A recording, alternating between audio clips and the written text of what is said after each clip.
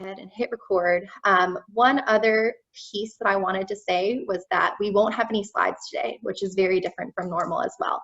We really want the focus to be on this conversation and what these folks are saying. So with that, I think it's important for each of you to change your view of Zoom. You'll want to change it to speaker view since there will be so many people jumping back and forth with their stories and their comments. So that's in your top right corner. You probably are on gallery view, so just switch over to speaker. And with that, I'm going to turn it right over to Dr. Holly because she is the showman today. Showwoman. I was going to say, I don't think I've been called that before. Showwoman. There you go. That works. Amanda, thank you so much. And I appreciate the invitation that you gave me a year ago, probably, to participate in this. And I want to thank everybody that's on the panel. All of the people on the panel are colleagues of mine and people that I respect greatly. And I know that everybody's going to totally add to the conversation. So why are we doing this today? One of the things we've learned because of recent events is that it's important to talk. It's important to have conversations. It's important to get to know each other. It's important that we take time out on a regular basis to kind of revisit what we know and what we think and see if we're on the right track. And that's what today is all about. So I'm going to get started. I'm going to do the first hour. I have to pop off for another event at 1. Dion will be taking over for me. She's going to handle the Q&As. And for the people who are here in the audience, we want to hear, we're going to spend the last 30 minutes letting you unmute and ask your questions outright. So we will want to have a conversation with the attendees the last 30 minutes of our session today. So please know that you are as important as everybody on the panel is today. But I'm going to start out and I'm going to give you a brief little introduction to each of our panelists so that you'll know who you're hearing from. And then I'm going to ask each panelist to respond to the question, why is it important that you're here on this panel today? So I'm going to start out. My first panelist, I love dearly. I've known her for a couple of years now, and she's a rock and roller. She does all kinds of great speaking events and helps the community. But Jeannie Chang. Jeannie Chang is a licensed marriage and family therapist and founder of Your Change Provider PLLC. She is a national mental health and wellness speaker for corporations, communities, and colleges. She's passionate about promoting cultural confidence, which boosts systemic DEI practices, addressing mental health stigma also in the Asian American community and also in the workplace. And I've been lucky to hear her speak. She's spoken at an event that I had, and she's amazing. So Jeannie, welcome. And if you could tell us why it's important for you to be on this panel today. Thank you so much. This is when in my Asian culture, it's difficult to accept compliments. So I'm sharing right off the bat a little bit about that. So I'm saying thank you instead of seeming so sheepish. I am so excited to be here. So I definitely feel included in the conversation. I grew up not seeing a lot of people looking like me. So it's really important that especially as I promote good mental health, especially in the workplace, because I used to come from that, the corporate organizations, corporate sector. So I'm very passionate about what good mental health looks like. And I really just felt, I would say a lot of times unincluded, not purposely so, but I think it's really important to, if I'm gonna be in this space and be a leader in my own right, a lot more people, especially, which is I'm very passionate about, colleges and young leaders today, is to see more people like me in the workplace or in leadership. And mental health, that is my expertise, especially today. I would say before COVID, it was already at the forefront of DEI, but today it must be a priority if we're gonna have a sustainable workplace, and it's shifted as we know it, right? So I'm here today because I want to promote how to address having a healthier workplace that empowers one another, that when I say boosts, and thank you for sharing about cultural confidence, I let that word slip. I'm sure you've heard of cultural competence. That's the word that's out there, cultural competence. I gave a workshop to some young leaders 2 years ago, and I remember distinctly my slide said cultural competence, and I was going to promote that, but I, for some reason, let the word slip cultural confidence, and I was going to correct myself, but I stopped. I actually went, wait, you know, it's a Freudian slip. I think I actually meant to say cultural confidence. So what I mean by that is just my version of cultural competency practices, where I want it to be a state, a state of being, intentional, mindful practices. I see a lot of awareness, but to me, that's not enough. And so, especially today. And so that's why I tend to use that phrase, but it really is my take on cultural competency. But you'll continue to hear me use that, because that language is so powerful, especially in mental health. So if I say confidence, it already tells you, it already exudes somewhat of an emotion that I'm trying to get at when I'm talking about DEI practices. So thank you for having me. As a second generation Korean American, I'm proud to actually say that on this conversation today. It took me many years to be proud to say that. I'll be honest. Again, to see more people like me that look like me in panels like this. So I feel very privileged to be here. Thanks, Holly. Thank you, Jeannie. I appreciate that. Our second panelist is Andres Quintana. And I've known Andres now for about, I think, 4 or 5 years, and from several different angles. And in fact, Andres, I'm really sad because he and his family are getting ready to move out of our lovely state. But now that we're all really into Zoom, I'll still be able to keep up with him. So Andres Quintana is a licensed optician and a bilingual training professional for 25 plus years. He's provided training and education programs to advance organizational goals in the eye care and the dental industries. He also teaches healthcare professionals best practices for their organizations while hosting podcasts and educating clients on starting their own. His formal education includes an executive coaching certification and a postgraduate certificate in education from North Carolina State University. Andres, I welcome you, and I want to know why it's important for you to be on this panel today.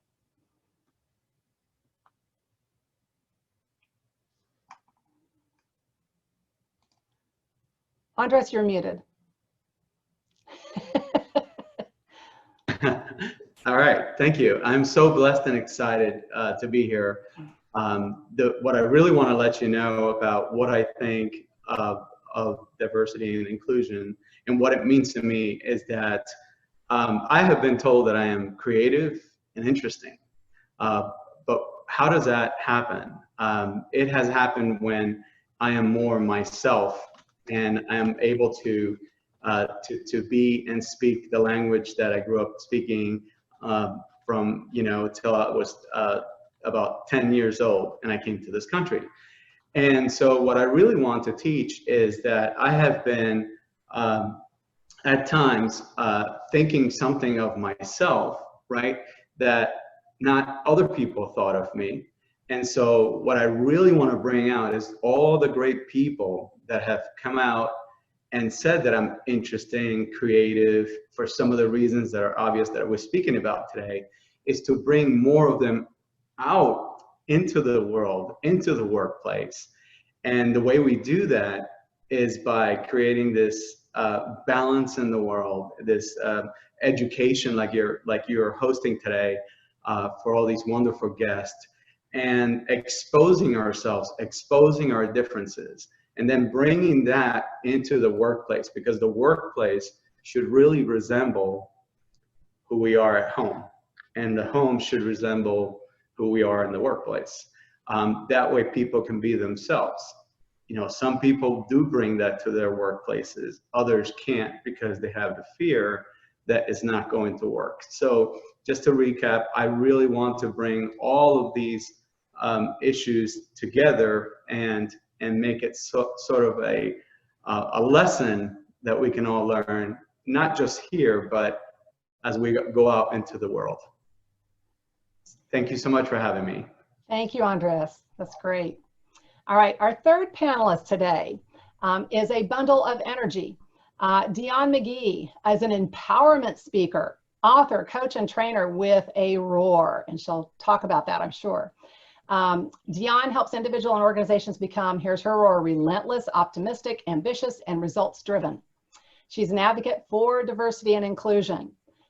She is debuted as an author in 2019, released Finding Your Roar, and her book entails the challenges that she experienced as an African-American woman in the executive suite. She roars and she wants you to as well. So Dion, why is it important for you to be on this panel today? So first, let me say thank you for the opportunity. I am honored to be here. And I honestly am here as an advocate, as you mentioned, Holly, as a catalyst for change. You mentioned my book, Finding Your Roar, and it really encapsulates my story, what I personally experienced in the workplace. 4,000 employees, less than 10% minorities, and you guys are looking at the only African-American female sitting in the executive suite. So it does not take a stats major to realize that there is something wrong with those numbers, to the point where writing my book was initially notes. It was therapeutic for me because of the challenges and the things that I experienced and the setbacks and the corporate politics and not being included. It was just too much for one person to handle.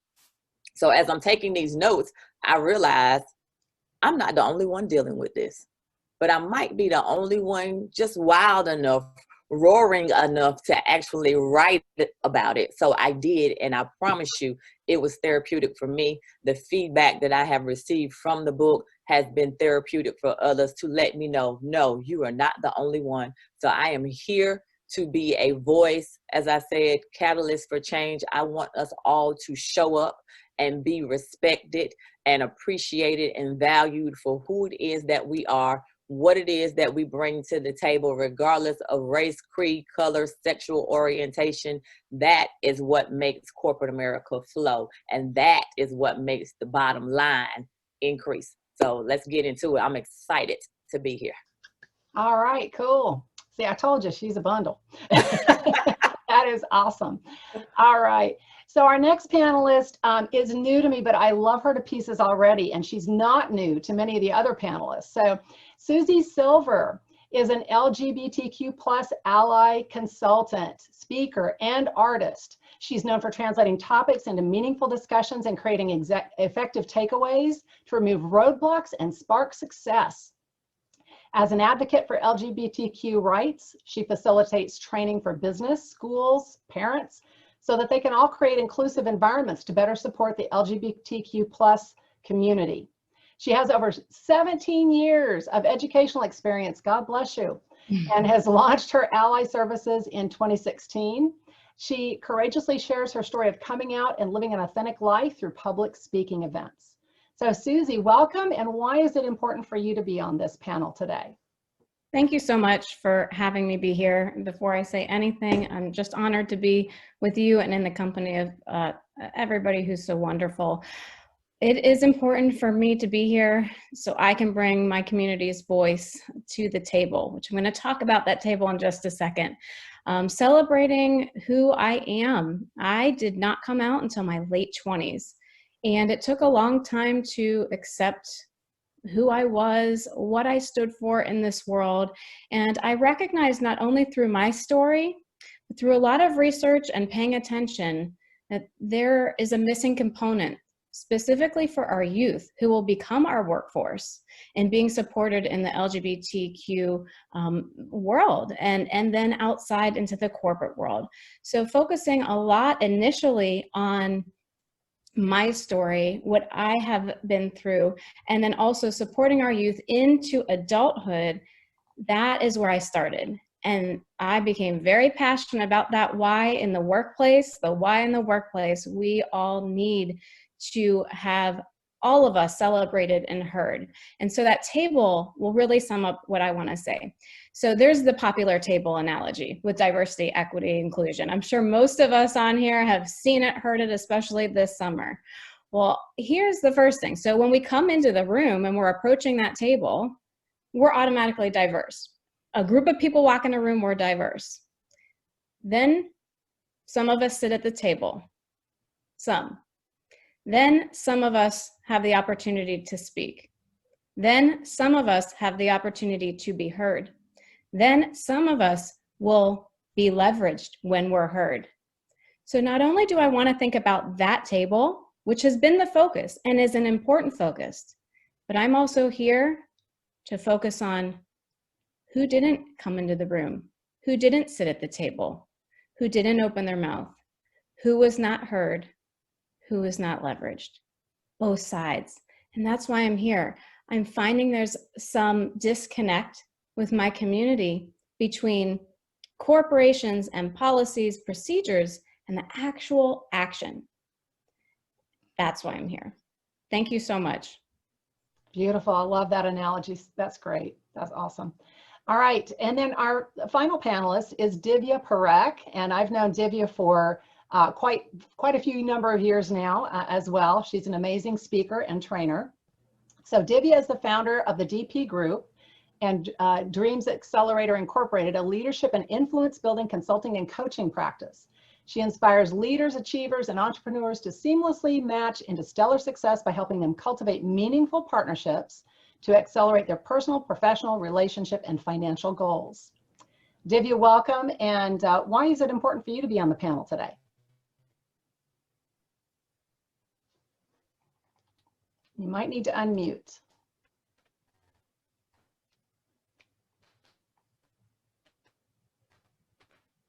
Divya, we can't hear you.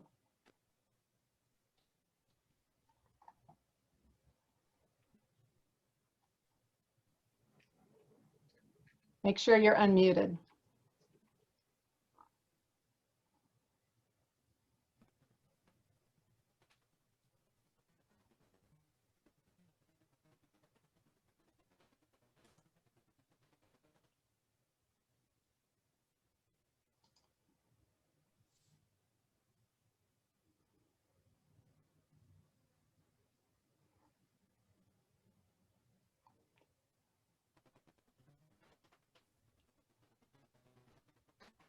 Can't hear you yet. And I can kind of come. There you go. Try it now. Oh, it's gone again. Ah, Oh, now I hear you. all right, so I'll just stay in this position without moving. So I want to thank each and every one of you. Thank you, Holly. And the reason I joined was I wanted to show up, because what happens is a lot of us have the desire to do a lot of things. We are on conversations, whether you're in Zoom, you're in social media, you're talking one-on-one, but it's about showing up for your life, showing up for yourself, and showing up for others. To me, it is so critical that we show up not only today, not only in the times of pandemic and there's times of crisis, but just showing up. And the biggest thing that I want to share is that after having coached executives, professionals, and entrepreneurs and leaders across 200 countries, what I've found is what is personal is universal. And we may experience that, yes, we are not diverse here, but there are places where, as you mentioned, Susie, beautifully, that when we walk in the room, we are diverse. So it's really critical to have that conversation at the underlying thread of connectivity that we have. Think about it, each and every one of us.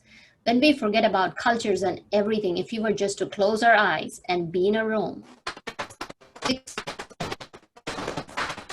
and give. We've lost you again, Divya. Yeah, we've lost you. I loved what you were saying. So we will come back to Divya. Divya, when we come back to you, see if you can figure out your stuff there, and we'll come back to you. That's good. All right. Okay, somebody says it might be your headphones, but that might be her only microphone too. So, all right. So, and by the way, those of you that are chatting in the chat room and entering, you can enter questions in there. We're all going to be able to read those and respond to those, but we're going to hold those off until the last 30 minutes of our time together. So feel free to chat them in, and or if you want to wait until the last 30 minutes, we'll let you unmute yourselves and speak aloud. So know that that is going to happen, definitely. So let me ask another question then, and this will help us kind of get the ball rolling. I want to ask, and we'll just do this popcorn style, whoever wants to go. This will be fun for all my speakers here. What does diversity, equity, and inclusion mean to you? Who would like to go first? Oh, now they're all quiet.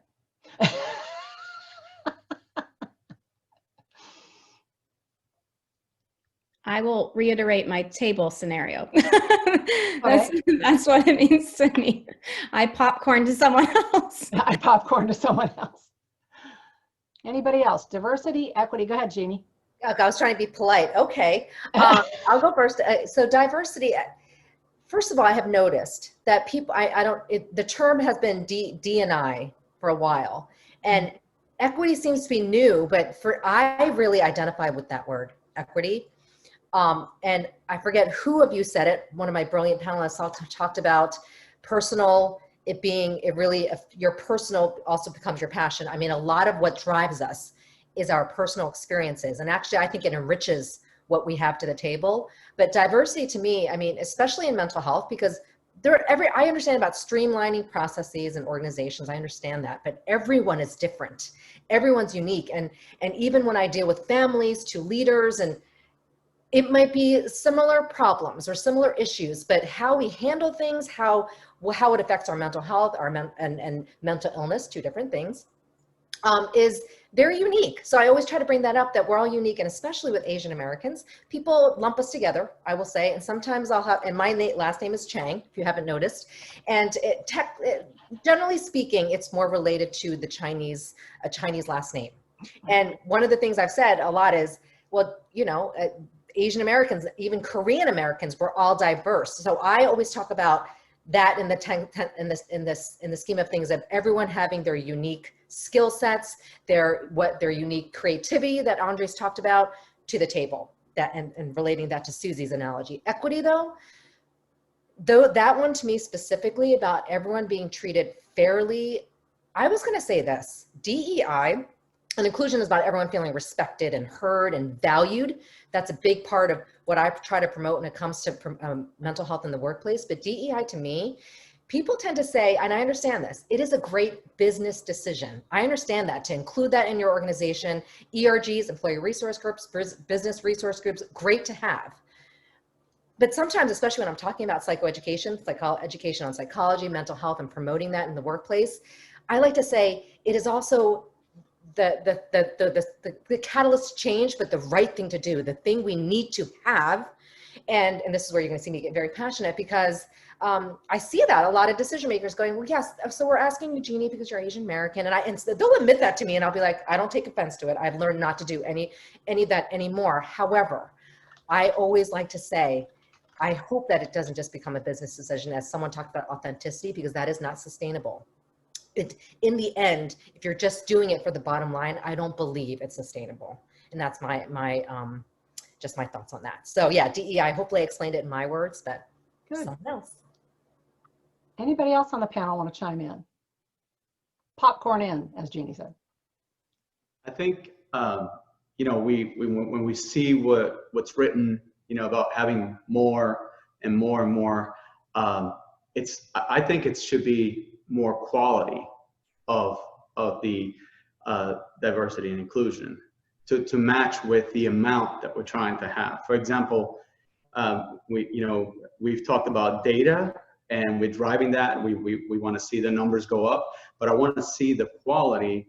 And to me, what would solve that problem would be to have enough people at the top, okay, to get somebody in every organization be qualified, because sometimes we don't have that at the very top, making sure that everybody below them is following those protocols. So it's not so much the quantity, but more quality mixed in there. That's really what I would like to see, and that's what it really would mean a lot to me. Perfect. Thank you, Andres. Anybody else? Like Jeannie, I was trying to be polite. You did good, Dion, but go. Thank you. I was like, I'm gonna get a few rounds. But to me, what I see as far as diversity goes is variety. Just take a look at this screen right now. This is a diverse panel, right? As far as equity, we're talking about being fair, giving people what it is that they need to be successful. And the inclusivity is everyone has a voice. Everyone should have a seat at the table, and we all bring something different to the table, which can bring about massive success. And as I said, if you just dissect what we're doing right here today, everyone has their own reason for being here. We have our own stories, our own experiences, our own whys, why we're here. And to that tune, as I see 52 participants are here to listen, to talk about it. You know, we're sponges. I'm over here taking notes too. I got my phone taking notes. I'm here to learn. I'm here to be SpongeBob, okay? So I'm not only dropping nuggets, I'm absorbing as well, because I want to take something away from every DE&I conversation, because there's always room to learn. And in previous conversations that I've had, meetings and webinars that I've led with DE&I come out sometimes feeling a little heavy, like, wow, you just got to kind of go sit to yourself for a minute and just process everything that you've heard, right?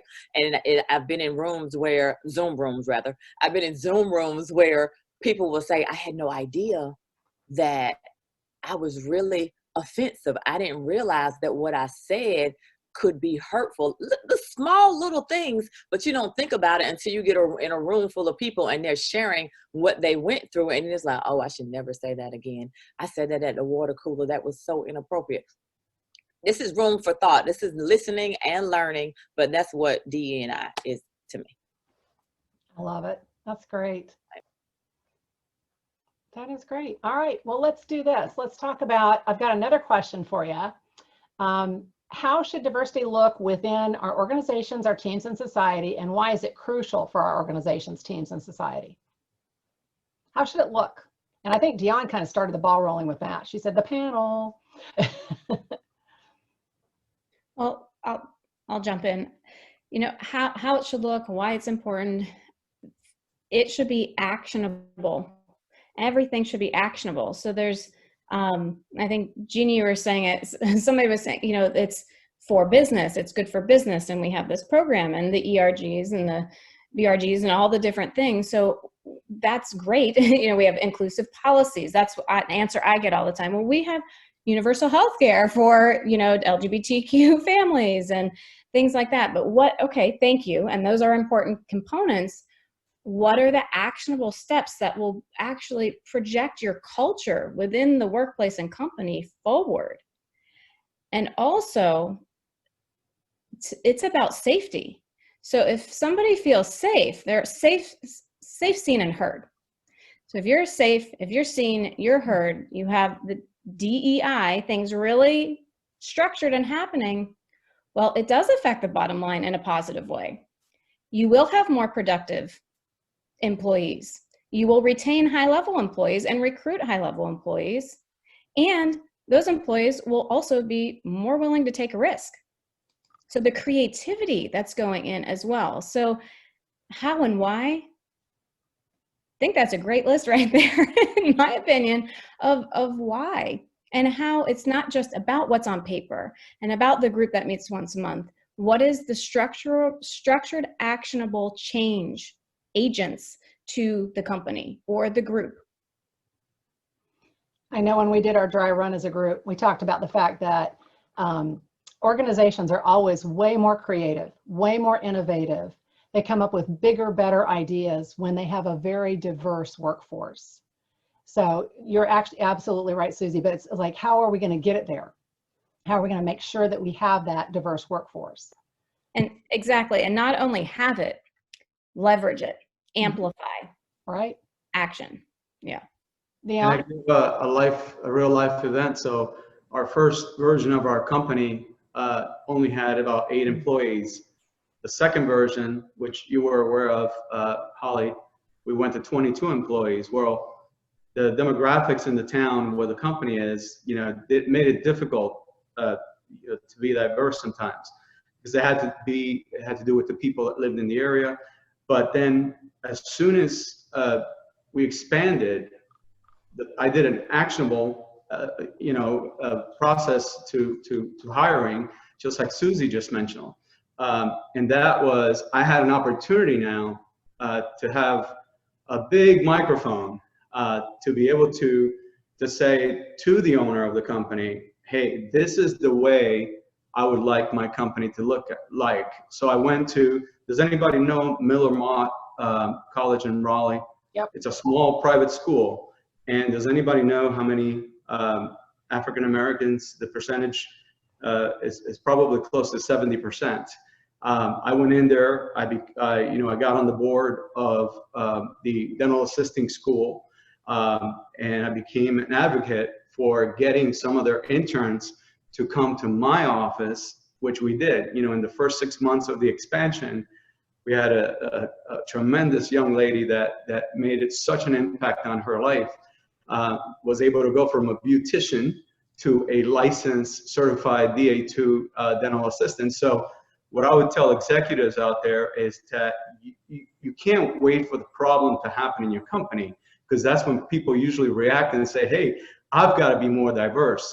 You've got to go out and get it as a leader and say, what am I going to do to make a change? I love that. And your office was very diverse, and so I'm sad it's going away. Yeah, but you'll do the same thing in Texas, and that's good. That's good. Anybody else? So one thing I'd like to share over here is that, yes, we have talked about organizations, we have talked about changes. I want us to begin with ourselves. So yes, whoever has shown up today, I want you to check your circle of influence. Do you have a diverse group of circle? What are you doing in the community? Because think about it, what is an organization? It is made up of people, folks. It is people everywhere. And you take you everywhere you go. It's not that, okay, you're here at work, and now, yes, you may be putting on a mask, as Andres had mentioned earlier, but you take you everywhere. So the key is begin with yourself. Okay, do I have diverse friends? What am I doing in the community? So easy to sit down and have conversations. So for example, I'll share. I worked in Raleigh with a lot of different youngsters where they may not have had opportunities. We created opportunities for them, and these youngsters were becoming anchors. And it's an old TV station in Raleigh, and if you go check it out, not only that, they were able to edit the videos. So it's about creating opportunities. Where do you see? And again, it goes back to the same thing. Don't wait till the opportunity comes up. Create opportunities. So currently I'm working with a group in Louisiana where they're helping African-American young boys to stay off the street. So what can we do? How can we show up in personal life, in organization also? Take a look at the organization. Okay, what could you do just with your folks? And yes, you may not be in a position to hire someone, but what you could do is you could just create a group which could be diverse, and you could look at where are the gaps. Create a team to cut short the gap. And that's the key thing, folks. Looking for that gap and going for it. I love that, Divya. And that reminds me of one of the people on the call today is Ed Dudley. I got to call out Ed because Ed did a diversity panel with me last week. He and his wife, Florida. And he's an amazing man. And one of the things he talks about is always doing a self-check and saying to yourself, when was the last time that I invited somebody who does not look like me into my home? Now, don't do that during COVID. But when we get past COVID, let's do that. When is the last time that I invited somebody that does not look like me, that's different from me, into a social group that I attend or to a networking event that I attend? And, you know, we're doing a lot of things online now. Why not look for somebody that's very different than we are and include them? And that does let it start from you first. I love that, Divya. That's great. Any of my other panelists want to add to that? Can I raise my hand? Please. First, I love what everybody shared. I was going to say too, and add another angle here of when I'm talking about understanding cultural competency practices, or my words, cultural confidence, sometimes people are not proactive or make that first step because they don't know enough about perhaps someone's culture or background. So, and a lot of when I work, even mental health, is promoting systemic communication. And I'll talk about questions you can ask, but simply even asking and I have found people, I even hesitant to ask me going, so are you Chinese, Korean? And I'm like, oh, I'm Korean. And I embrace it. Thanks for asking. I always make sure to say that. Yeah. So I do say, now, of course, sometimes you may not ask the right questions and you can't control how other person's going to react. But for you, as Divya talked about, starting with you, if you're not sure, and if you want to be diverse and be inclusive and also treat people fairly and understand someone's background that you may not know, ask them. And then that starts that conversation and authenticity and vulnerability of fostering that in the organization that I think is much needed. So I talk about just being real and just, if you don't know, ask. Jeannie, that brings up something we talked about that we also thought we should mention. What's the difference between empathy and compassion? Yes. Now, do you want me to answer that, or did Divya want to answer that? No, you go ahead, and then we'll let Okay. Divya talk about it too. Sure. Well, here's my thing. I think empathy is more that emotional connection and just being able to see someone else's perspective and relate to them. But for me, and this is my understanding of compassion, compassion is like the action, the actual act of showing your empathy. And I will say that word is not used enough. You hear all the time about empathy. So if I'm going to give my cultural competency versus confidence perspective, I would say empathy versus compassion is like the competency versus confidence, the actual practice that's in motion based on the way you may understand someone else and understand what they're coming from. And by the way, empathy is not just thoughts. It's understanding someone's emotions, their behaviors, by seeing something going, wow, you appear to be stressed, or wow, I see tears behind your eyes. That's empathy. But the compassion is, what are you going to do about it to show them that? That's my explanation. That's great. Does anybody want to add to that? So Holly, I was gonna chime in for a second to the original question. From a diversity standpoint in the workplace, it starts from leadership down, right? And there are a lot of instances where there are employees that don't see those that are executives. It doesn't look diverse. So someone like myself, if I don't see anyone in leadership that's sitting on the board, or there's no one in the executive suite that looks like me, I feel as if my chances are dark and dismal, even having that opportunity, right? Mm-hmm. And that can be a daunting task alone. So you work extra hard, you work extra long, you do twice as much work as someone else would do, trying to make way to get a seat at that table, right? But it has to be diverse from the top down. So that's what the leadership should look like. So the entire organization needs to be diverse. But now we're in a space where we're talking buzzwords. Some corporations are wanting to check a box to say that they're doing this, and it's not meaningful, right? And employees know whether it's real or whether you're just going through this phase because of what we're experiencing in our nation right now, right? But even to a family perspective, I feel like this is a learned behavior. Kids don't know. Kids talk to everyone. Kids play with everyone, right? So this someone, somewhere, somehow, some way, this was learned. So we do this from a perspective of parenting and teaching our children diversity, equity, inclusion. When they become adults and seasoned adults, we don't have these issues in the four walls of corporate America, right? So then it's a little bit easier. So as far as how do you handle it, it starts at home, honestly. If we really want to go there, it starts at home all the way to adulthood and aging gracefully, if you will. So that's where it comes from. I love that. Couldn't agree more. That's awesome. Anybody else want to chime in? Yeah, can I just say something? So, when I was younger, I'm 49 now, but when I was younger, I didn't really realize what I do now, which is when people told me that I was, back to my interesting and creative, and that I should show more of myself, it was difficult for me to figure it out. Now that I know, and I can spot those environments where it welcomes, that attitude and the real me to come out, my performance always goes up.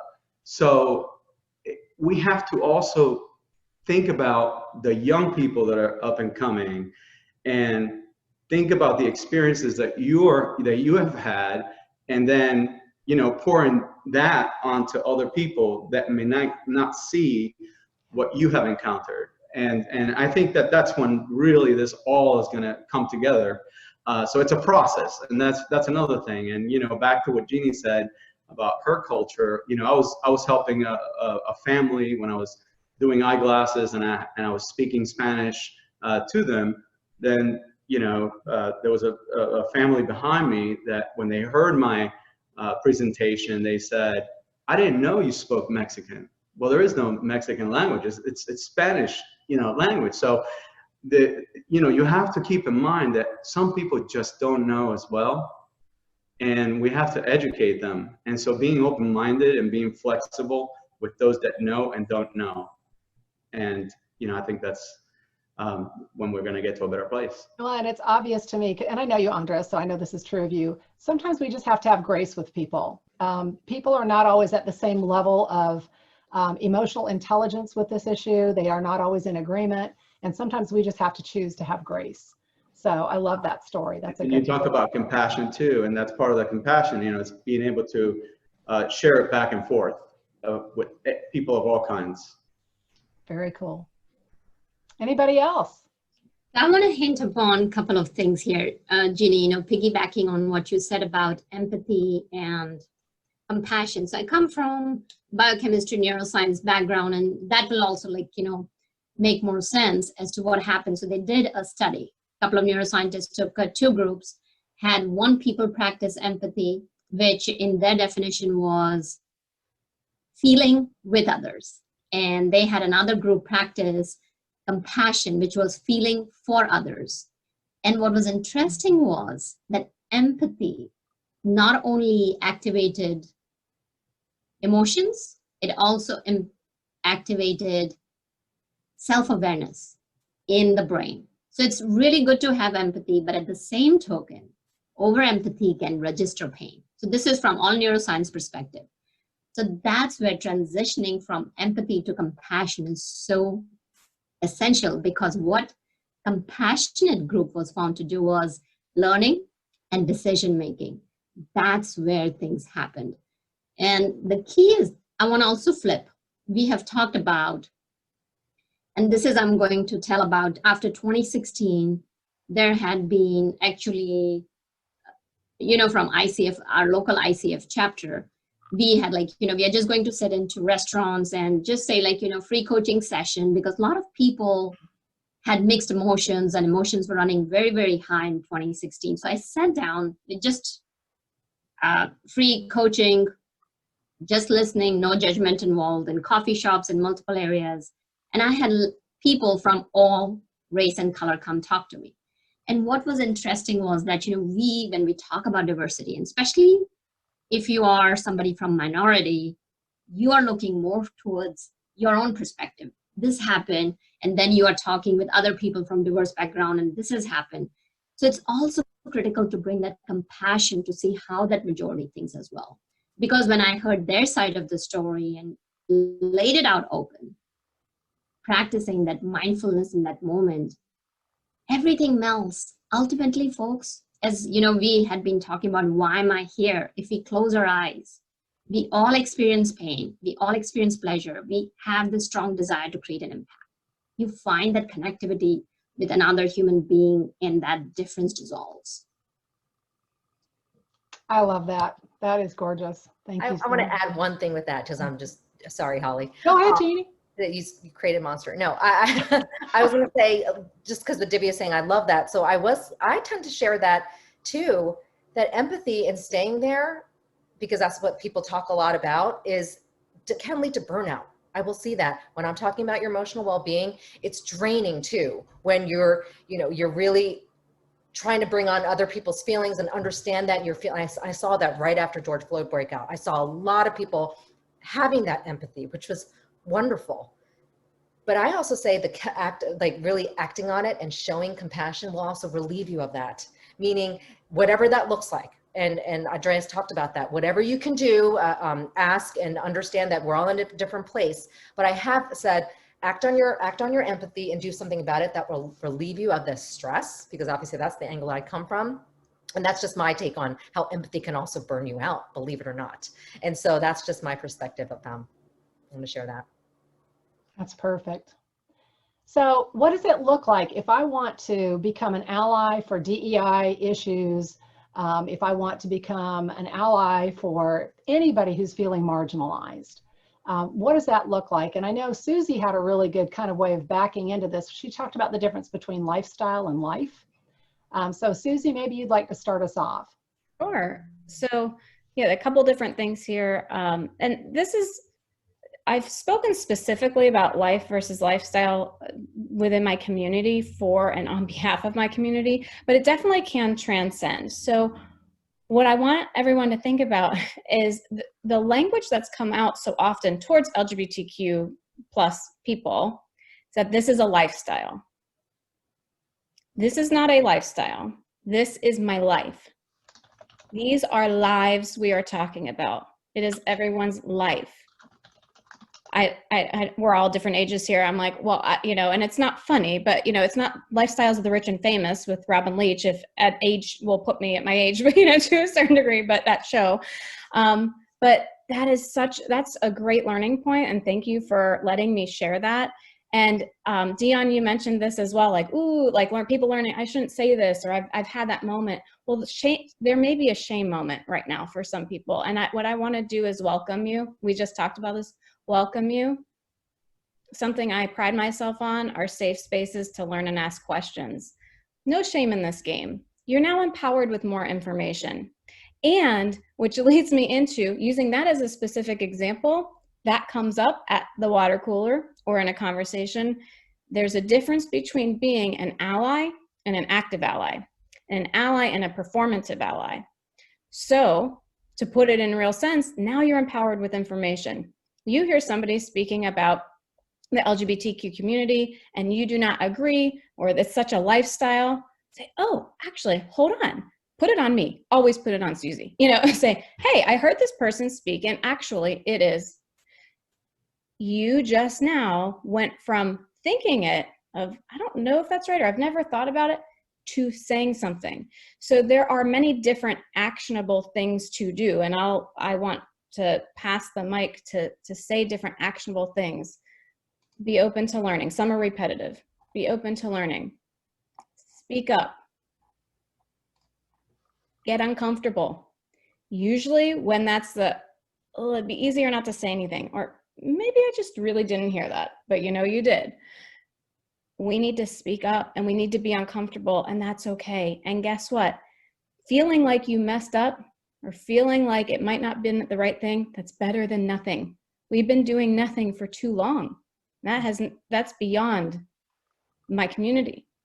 And that's a big part of today. So I will pass the mic there. Life versus lifestyle, that's an example. And then ally to active ally. Ally, not performative, action, action, action. And I'll pass in more examples. There's so many ways to be actionable. And I'm going to thank you so much for that, Susie, and thank everybody. I am going to be stepping off for something else, but I am passing the moderator baton to Dion. Got it. You got it, girl. And I will check back in with you later. Thank you to everybody who's here. Please don't leave us. If you can stay, the last 30 minutes where we open it up and start talking to all of you is going to be some of the best information. So take it away, Dion. Got it. Thanks, Holly. So I'll add a little bit to what you said, Susie, in regarding what does an ally look like. And what I see is that's happening now is more listening than ever before. And with that listening comes education. So for those that, are trying to figure out what is it that I do, if someone is sharing with you and it's not your experience and you don't feel like, well, it's not my issue, I'm really not concerned about it. Well, what if it was your issue? What if it's not your hot topic today, but tomorrow it could be? So you would want someone to lend you that same respect and that same regard in listening. And not only that, to get the education that you need, whether that is a book, whether that is a podcast, whether it's groups and panel discussions such as we're having right now, whatever the education looks like for you, we need to be educated and understand that we're all different and we have all experienced something different, and not to take for granted that everyone's living this high life just because, oh, you're so-and-so, so everything's good for you. No, we all are going through something of some sort, right? So with that being said, it is donations, support an organization. If you don't want to go out because of everything that's going on from a COVID standpoint and rally or peaceful protesting because of what's going on, there are ways that you can participate and to give back. And I'm gonna get to you in 1 second, Andreas, because I can feel it burning. But one of the things that people say to me all the time is like, and we've all heard it, and I think that we all can agree here that all lives matter. Everyone on this screen, everyone that is watching, everyone is listening, that will watch the replay, we are all important and all of our lives matter. I think we can agree to that, right? But what we've seen come to the limelight in recent months is the issues and the concerns that we have about Black Lives Matter, right? So my husband is a fireman. So I use this analogy, and you all may have heard it before. It's like, you call 911, there's a fire in your community. There's a house on fire in your community. They're coming to the house that's on fire. Now, granted, you live in a community, but your house is not the one that needs the attention right now. What currently needs the attention is the house that is on fire. So that's how I explain to the masses when it comes to the Black Lives Matter movement. This is urgent. We've been dealing with this matter for hundreds of years. So at what point does it change? And based on what you said, Susie, the way it changes is we all come together. We all speak up. Even if it's not your issue, it is a issue. Tomorrow, it could be your issue. So if that's the case, it's everybody's issue. So that's my tidbit. Andreas, talk to us.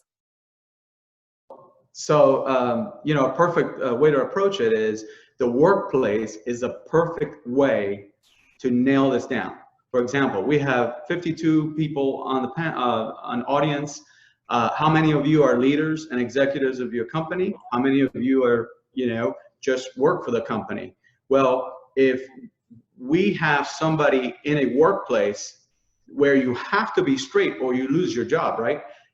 Do something wrong or feel a certain way about a culture or someone, why don't we kill it right there and say, hey, look, you are not going to lose your job. I just want to know why you felt that way. And let them be open about it without fear of the retribution or the results. And allow the person to be coached and taught so that they can see a positive result, and at the same time they're learning from it. I really feel that's because I've been just like Dion, everything you're saying, everything we're all saying, all this stuff going on out there, but we're not really clamping down individually in our places of work, in our homes, and confronting the matter. I think this would be a good way. Yes, agreed. Thank you. May I piggyback on that real quick? So Andres, yes, and thank you for saying that. And the specific point of being afraid to say something, like especially if someone's received something negative in that light, I know that you were talking about a few different things, and I just wanted to piggyback on that. I love data. So for my data people out there, and I'm an artist that loves data, it's rare, I'll tell you that. With that, just to put something specific, over 40% of LGBTQ workers in this country will not report anything negative to their leader, their direct manager, higher manager, C-level leadership, because they are afraid. And they're afraid. Now there's a federal law protecting that you can't be fired, although over 52% of us until June could have been. More data. But what I want to say, the reason I bring that just specific up, it's just something really to focus on because of what you said, the fear. There is the fear, and the fear that, one, nothing will be done about it. Two, it won't be a beautiful, teachable moment, a learning opportunity, a discussion point, meeting each other, sitting at that table, starting the conversation, but rather something very negative. And there is such fear, and that the fear is driven by what has been communicated by the leader as their personal beliefs or personal statements. So really doing that personal work And Dion, what you said, the education and the listening and the talking. So it all links back together. And I hope you don't mind, I went really specific there, but I think it's a great example of what you just were saying. Thank you. One more thought on that. Go ahead. I think it's important.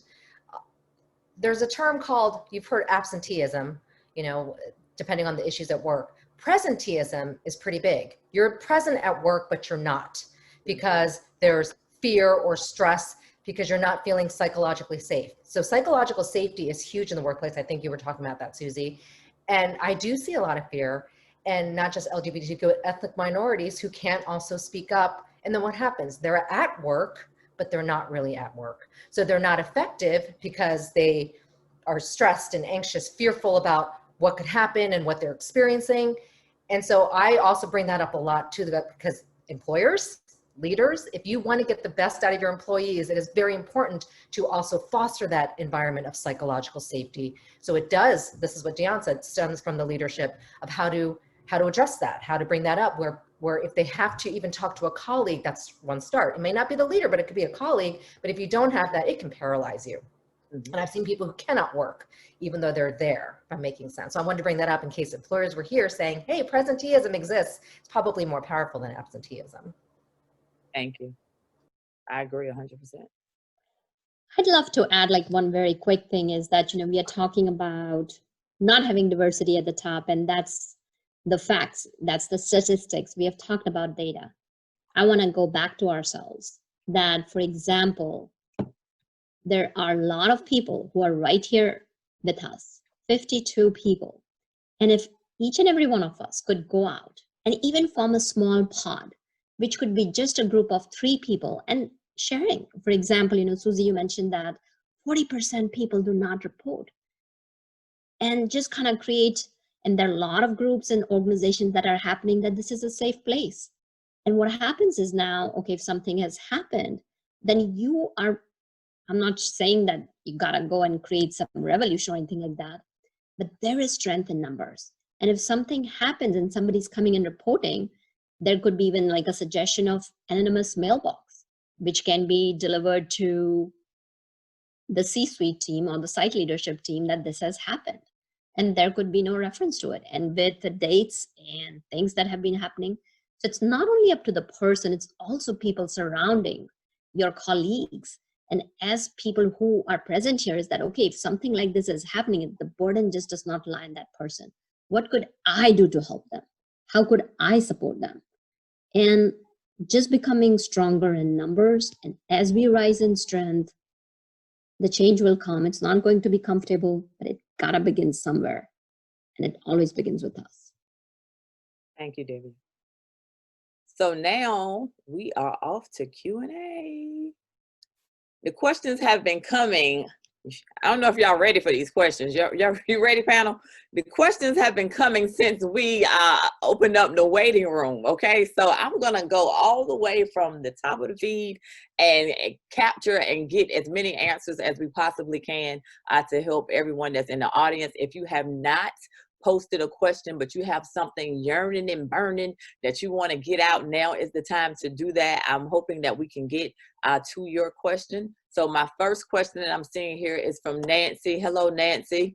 I want to, she says she has a burning question. She wants to know, panel. She says she was invited to an online interview. She says, my skin and my name show that I am not white. During this interview, the second question she was asked was about racism. So the question was she a part of this whole racism debate that was going on, right? And she said, well, this has nothing to do with the actual job interview. I don't think this is a suitable question to talk about now, right? She says they continued to talk to her and say, well, we don't want any troublemakers on the team. Wanted to ensure that she wasn't a part of this and wasn't going to bring any trouble to the team. She said she remained calm and tried to avoid answering directly, but to sum it all up, now she wishes she had responded in a different way. Who wants to take this question? And she just simply wants to know, she says she's angry now. Are there any tips for how to deal with these kind of situations in an interview? You're trying to get a job, but they're trying to weed you out all at the same time based on your feelings and thoughts on DNI. Right, Susie said, woo, right. Anyone. My camera was on for a second. Yeah. That's tough, Nancy. That's tough. Yeah. Number one, Nancy, I'm very sorry that you experienced that. Right. I'm just going to hold that space with you for a moment, and all of us together. I mean, the advice, what to do or what really, you could still say something. You really could. Report that. You can report it anonymously. There's ways that you could do that. And if that's going to make you feel at peace with what happened, because that is actually really traumatic. Mm-hmm. And to release that, and know it's obviously not appropriate in any way, I'll pass it to maybe some more specifics, but I would encourage you to actually report that. And even in a reflective moment, in the moment, this is what I was taking in, I digested it, this is what it made me feel. And if it happens in general in an interview, personally, I would stop it. And I would say, be very nice and gracious of thank you for your time and this opportunity to be here with you. It's clear that my vision for what my next job will be will not align with this organization. Be done. And I'll pass it. That's good. I would have called Andre and tried to get on a podcast with me to talk about it. I think you handled it the right way. You could have done a little bit more about it. I agree with Susie. Perfect reason to write a book. And create a really good title based on that. Yes. Anyone else? Well, I just want to say that it's, I'm sorry that you went through it, but I'm really proud of you that you're bringing it up. One of the things, especially, it also depends on your situation. If you really need the job, then I would even go ahead and ask them that where's this, if they could put a context around it. Because sometimes when you're actively listening and open to seeing where they're coming from, and then saying that, this, how does it relate to my job? Even asking, because sometimes if somebody's asking you that question, you might want to think, is this the place where you want to work? It's really critical, because if this is happening during an interview where there is no obligation, what might show up? So listen, talk, and then politely share that, this is not a place for political discussions, and just you want to keep the conversation to what's related to the job. And as Susie mentioned, go do report and talk about it. I would concur with what everybody said. Troublemaker is a word. If they, language is powerful. So that quote, troublemaker word already tells me something in some context, to be honest. But again, I want to also be equitable and fair and understand the context of what's going on. But it's as Susie said, that is traumatic. It's still bothering you. You brought it up today. Thank you for doing that. I do think it would help you if you did do something about it, whatever that looks like to you. Yes. I agree 100%. Something has to be done, and been there, experienced it firsthand, and we were all looking like and initially laughing, not laughing because it's humorous, laughing because it's hurtful, and who really wants to say what we really want to say? We can't say what we really want to say here, but it's like, are these things still happening, right? And so if you are feeling that, something has to happen from a therapeutic standpoint to feel better about it. Part of what she did follow up and say further down the stream is that she did try to address it, and they were just, brushed it off, a difference of opinion. But I'll say this to you from a leadership standpoint, being in that corporate space, interviews are not one way. Interviews are a two-way street. Not only are they trying to find out about you, you need to find out about them, right? So to me, they were already telling you who they were, depending on the context. Like Divya said, right? We want to get the clarity, put some context around it. Let me understand why you're asking me this question. But if it's perceived that they're asking you the question because there is a lack thereof, DE&I, that's your red flag right there, that is not somewhere that you want to work, not somewhere that you want to invest your time, talents, and skills. So count it as a blessing. and move on to the next interview, because that's not somewhere you wanted to be if it was meant in the context that you are feeling. I'll share that with you, because it wouldn't end well and you would been uncomfortable over time if you did take the position in the beginning. That's just my tidbit. All right, let's see what else we have. You guys chime in with those questions. I have a lot of comments, but I'm not seeing questions. I did see someone say something about HBCUs. What does it look like when leadership should take upon themselves, or HR should take upon themselves, to start recruiting from HBCUs? Anyone want to tackle that? Like, because it's not happening in the proportion that it should.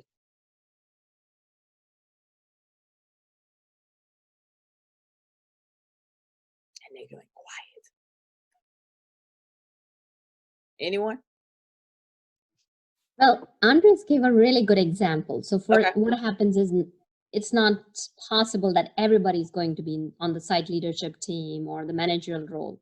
That said, there's always that meeting. You know, you are part of a team, regardless which corporate world you are in, and Right. your recommendations.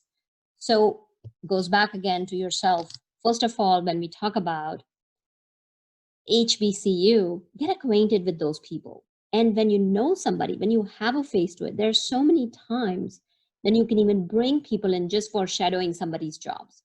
So if there is no program in your organization, especially in today's world with millennials being on the horizon and with Z generation being there, purpose-driven enterprises are the next trend in the organization, folks. So connect with them and say, okay, you know what, we just want to create a shadowing program. Let's bring people in. And when people connect with people, forget about it. When people get to know each other, then it makes a difference. So let's say they come for shadowing. From there, you can create an internship program where people are just coming and helping out. It may be unpaid internship. So you're creating opportunities for people to step in. There could be opportunities where events are happening in HBCU. You can go for career fairs. You can create that. So yes, you may not be able to, let's say, especially if you're not in the leadership team, you may not be able to impact the change straight away. But there's so many areas that you can bring about from different ways that things will happen, folks. Thank you, Divya. Anyone else want to add to that?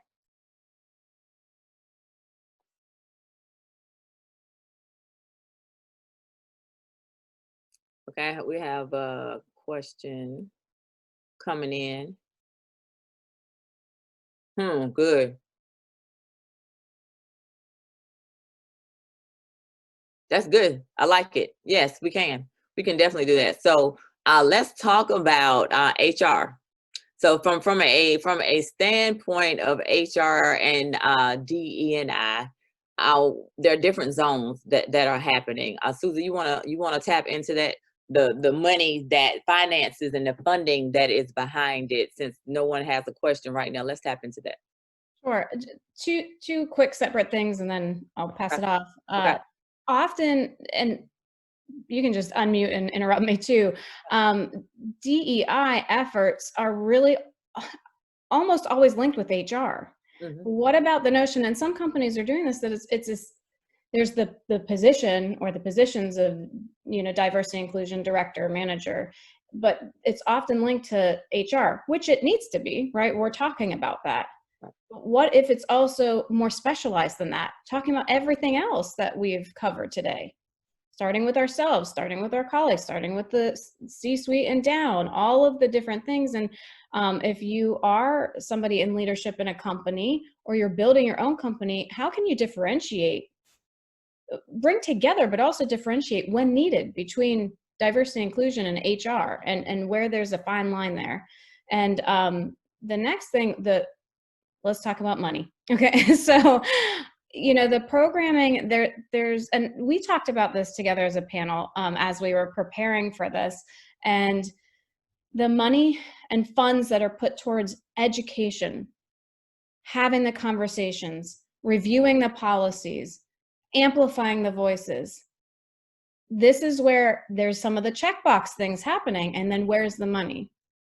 Or quite often experts are asked to come in for free, quite often, and make all of those very specific changes and do a lot of work, there does need to be some backing. And it's a sticky thing to bring up, but we all had the same answer to that. So I'd love to pass it so somebody else could have their standpoint on those two different things, but really paying attention to who you're bringing in, funding and allotting funds for your education.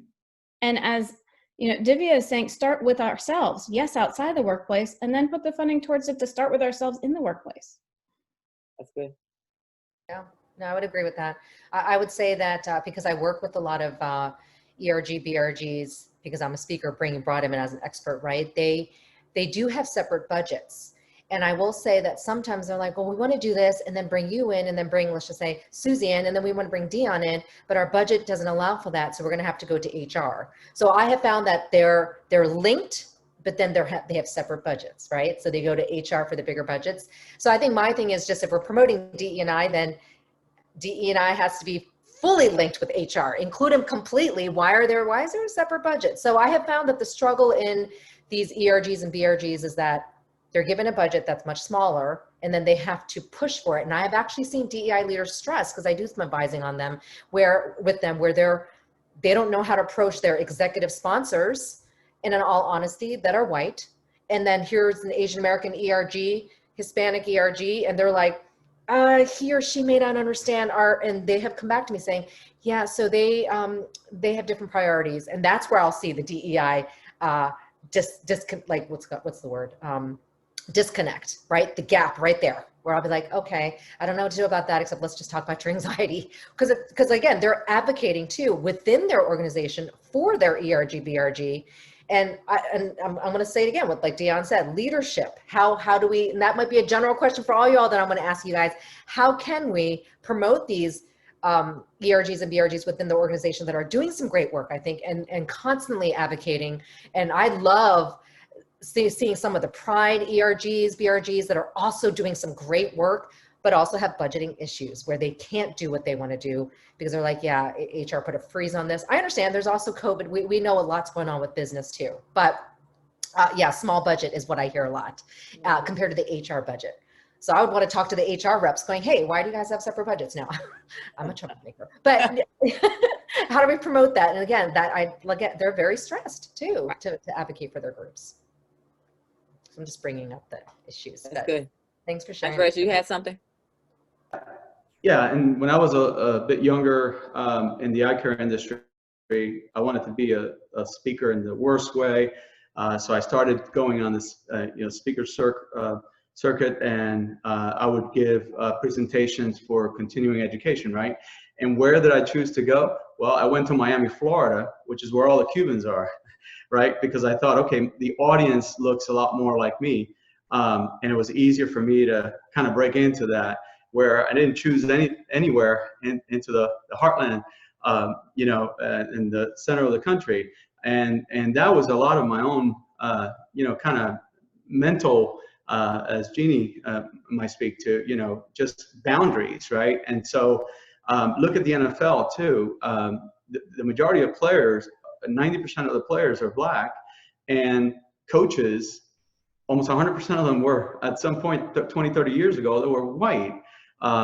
And so now we have a more diverse, it's catching up, but we have to start giving that opportunity, because it does improve each profession when you make it more diverse, more interesting. And then the people coming up, they grow faster, they have more opportunities. And for example, like more children can aspire now to say, hey, I'm gonna apply for that promotion a little sooner. There were times that I didn't want to apply for a promotion because I thought, hey, I'm not going to get it. There's no shot. They don't want a Spanish speaking guy, and those are the opportunities that we can create when we do some of the things that Susie and Jeannie and Dion were talking about. That's good. Thank you. So back to the ERGs, there's another question for Mrs. Perry, and she said her company is making strides in hiring processes, but it seems like the dynamics are harder to shift. So you're in this space, and the culture is there and has been there for 40, 50 years. You know, now we're talking DRGs, ERGs. How do we help someone in this situation? Corporate culture has been around forever. Like, would you guys suggest, ladies and gentlemen, suggest starting a ERG if there isn't one? So how does one have a voice, one to the masses? How does your voice heard in a situation like that? Well, sometimes showing, as they say, picture is worth 1,000 words. And sometimes, again, it goes back to understanding the other people, where they're coming from. So if we look at, we have talked about ERGs and BRGs, yes, business resource groups, but ultimately, bottom line is what drives organizations. They're not there. So if we come from that perspective, they're not there as a nonprofit organization to, yes, they will do check marks and yes, there will be cultural programs, but ultimately it's the bottom line that drives. So when you understand what are the organizational goals, what are the departmental goals, what is it that's going to make the site leadership team look really good? And now if you take that and if you see whatever your company is doing and what other companies have done and creating choices, like even if it's in a department meeting, that bringing innovation. And for me, innovation is not about creating something new. It's something doing better. Bringing a group in, which may, yes, it may take additional time from your work, but the change hasn't happened, folks, without putting in that additional time, sweat, and energy. Come up with a solution that's better for the company, that will be in a long run, which has been generated by a diverse group. And when you show the result from a diverse team, it's so much more easier to promote it and ask for things better than not. So these are just one of the simple ways I'm talking about, especially in times of small budget. And as far as the change culture is concerned, go do the research. What is happening out there in the industry? Are there other companies with diverse group who are doing much better than your company? Show it to them, bring the studies, and get interested, even though your job role may not be cut out for doing any of these things. Be the beacon, show up. If it matters to you, do what it takes. Show up and put your stake in the ground and start out small. That's good. Thank you. I have a question here from Kelly. How do we safely start meaningful and actionable D&I discussions with people who are unaware and people who aren't on this call? So you have some colleagues that's really unaware and oblivious to everything that's going on. It's not their issue. Life is good for them and they could care less. I'm translating. I know that's what you really meant, Kelly. I'm translating what you say. You didn't want to put all that in the chat. So what do you do in a situation like that? And this is our last question. I have something. I'll take no, go ahead, Jeannie. Oh, okay. Just real quick, it's not going to be as specific to that, but a tip of how to foster a good dialogue. Mm-hmm. So there's an acronym called OARS, OARS, and perhaps you can go through that as you're getting the courage to have this brave conversation on talking about it with your colleagues. O being asking open-ended questions. So never ask yes or no questions like, hey, what do you think of more like, do you know about DEI? No, yes, no. More like, what are your thoughts on, and bring up the very thing you want to talk about to foster that conversation, or how do you think of this? So open question. A would be affirmation. So in that conversation, make sure that you're affirming. So you're continuing that. You don't want to give the stern face of like, you don't know what you're talking about. I mean, that I understand that might be how you feel, but perhaps say, well, thanks for sharing that, or thanks for admitting that you really don't know much about this. I appreciate your honesty. And that fosters them to also be brave to talk more with you. And then R would be reflective listening. Listening is always going to be there, but reflective is more like looking at a mirror image. So if someone's talking, you're actually either going to repeat what they're saying verbatim, or actually look at their language of like, wow, so I see you look uncomfortable talking about this. That's reflective listening. And it's okay to say that, because again, we're pointing that out there like, ooh, do I see that same that way? Then you can be like, yeah, I understand this is uncomfortable. And it fosters even more conversation. But reflective listen, make sure that you're really showing that you're listening to what they have to say too, even though you're also promoting, you want to share what you have to say. And then S would be summarize. And that's actually what's missed a lot. You're done with you ask all these questions, you affirm, then you reflective listen, and then you're like, bye. But then sometimes we actually miss the point. So I actually ask you to say, so here's what we talked about. Or, you know how you talk about in a board meeting, actionable steps at work? So what are the action items? That's what I'm saying you to do in a conversation. Not say, let's talk about our action steps, but they say, so we talked about today how we can support DEI in our organization, how we can do this, what we're going to do. Great summary so everyone's clear and there's no misunderstanding. So that's just my tip for you that helps, again, foster dialogue and some productive conversation. OARS. I like it. Thank you very much. And I also want to say that, Okay. you know, a lot of people that know me and through networking groups and things like that in Raleigh often say to me that I know a lot of people. And so that comes because I make people feel safe around me. And that's something that is not, you know, that can be taught. I know that that's something that you can be born with and just, you know, be that little child that, you know, just goes up to everybody and asks for a hug, right? But when you're an adult, you can also learn how to be, you know, embrace everything. And when I don't think we're teaching that. And so what I tell people is, you know, when I go into a networking event, it just doesn't, forget about race and religion or background. The first thing I do is I make the person in the room that was not supposed to be there, the stranger, the one that nobody knows, is safe. Now, if that person happens to be African American or Hispanic or Asian, that's just luck. But the first thing I accomplished was making people feel safe around me. And that really is what I think we should teach more. Awesome. 10 seconds. I need one powerful word for change. I'm going to hand it back over to Amanda. How do you guys feel in one word about what was accomplished here today? And go. I'm starting with you, Susie. You're on mute. I was typing something. Sorry. Okay. So one word to summarize. I'm sorry. Yes, one word to summarize this event. Powerful. Very good. Thank you, ma'am. Jeannie? Emboldened. Okay. Very good. Andreas? You on mute? I'm going to go with ideas. Okay. Very good. Divya? Peace. I didn't hear you. Peace. She said beast. Okay, I like it. Okay. So you guys already know my word. My word is roar. This was relentless, optimistic, ambitious, and I believe and I feel as if we got some results today. So audience, let us know if you feel the way that we feel by the words that were shared here today as we get ready to close out. I honestly want to say thank you on behalf of Holly and this amazing Dream Team panel for you showing up and showing up big today. We thank you, and we want you to be the catalyst for change and to continue this conversation wherever it is that you go. And remember to always be the ally, because you never know what anyone's situation could be. So thank you from the bottom of our hearts. Amanda, we're going to hand it back over to you. Thank you, Dion. Thank you, everyone, so much for joining us in this conversation.